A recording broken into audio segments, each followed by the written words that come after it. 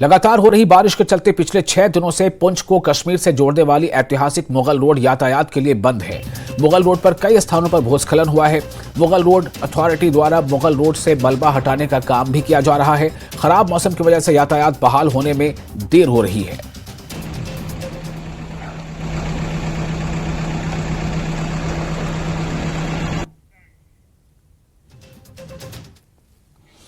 और जम्मू कश्मीर बीजेपी के सदर रविंद्र रैना ने कहा है कि वो सब सीटों के लिए उम्मीदवार खड़े करना चाहते थे। रैना ने कहा कि वो वादी कश्मीर के 3 लोकसभा सीटों बशमूल अनंतनाग राजौरी लोकसभा हल्के में अपने उम्मीदवार खड़े करना चाहते थे।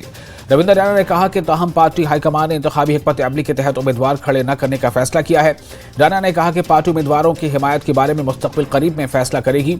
रविंद्र रैना ने दावा किया कि बीजेपी जम्मू रियासी सीट पर 4 लाख से ज्यादा वोटों के फर्क से जीतेगी। रविंद्र रैना हमारे साथ मौजूद हैं, इनसे बातचीत करेंगे। रैना साहब, सबसे बड़ा सवाल जो आज जनता पूछ रही है, कश्मीर घाटी के अंदर 3 पार्लिमानी सीट्स बीजेपी ने कोई उम्मीदवार नहीं उतारा, ना ही उतारने का कोई मन है, क्या कारण? भारतीय जनता पार्टी कश्मीर में एक ताकतवर सियासी जमात बनकर उभरी है। बीजेपी का एक बहुत मजबूत तरीन सपोर्ट बेस वादी कश्मीर में है।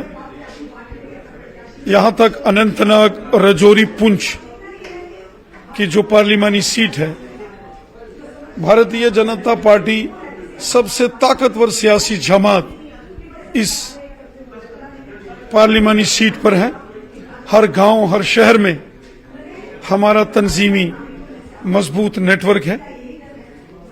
हम तो चाहते थे कि हम इलेक्शन लड़ें और मैं पूरी तरीके से तैयार था कि भारतीय जनता पार्टी का उम्मीदवार अनंतनाग राजौरी पुंछ से मैदान में उतरना चाहिए और उसके लिए हमने पूरी तैयारी की थी।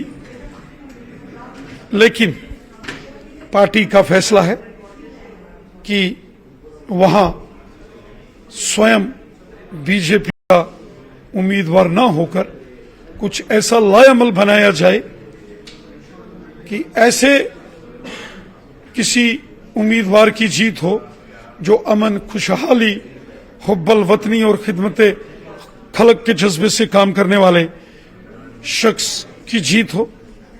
अनंतनाग राजौरी को छोड़ के श्रीनगर और बारामूला की अगर हम बात करेंगे तो उमर अब्दुल्ला का ये कहना है कि बीजेपी तो पहले ही मैदान में है, डायरेक्टली उनके जो कैंडिडेट्स हैं वो नहीं है, लेकिन उन्होंने जो उनके ए, बी और सी टीम है जिनको वो कहते हैं, तो क्या आप वो एंडोर्स करते हैं कि कुछ पार्टियां बीजेपी की ए, बी टीमें हैं?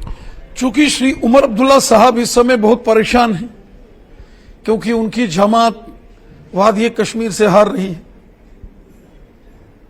वो खुद बड़े परेशान हैं, इसलिए मोहतरम उमर अब्दुल्ला साहब इस किस्म की बयानबाजी कर रहे हैं। और वहीं नेशनल कॉन्फ्रेंस